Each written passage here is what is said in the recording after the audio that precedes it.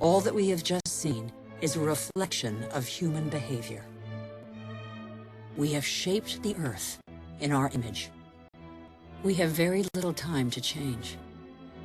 How can this century carry the burden of 9 billion human beings if we refuse to be called to account for everything we alone have done?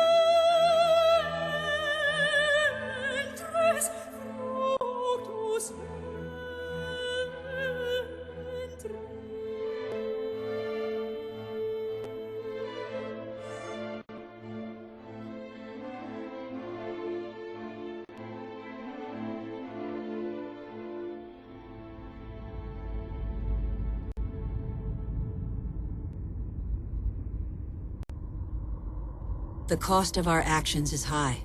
Others pay the price without having been actively involved. I have seen refugee camps as big as cities, sprawling in the desert. How many men, women, and children will be left by the wayside tomorrow? Must we always build walls to break the chain of human solidarity, separate peoples, and protect the happiness of some from the misery of others? It's too late to be a pessimist. I know that a single human can knock down every wall. It's too late to be a pessimist. Worldwide, 4 children out of 5 attend school. Never has learning been given to so many human beings. Everyone, from richest to poorest, can make a contribution. Lesotho, one of the world's poorest countries, is proportionally the one that invests most in its people's education.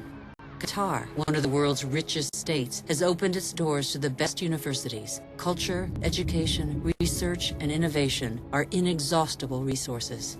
In the face of misery and suffering, millions of NGOs prove that solidarity between peoples is stronger than the selfishness of nations. In Bangladesh, a man thought the unthinkable and founded a bank that lends only to the poor. In 30 years, it has changed the lives of 150 million people.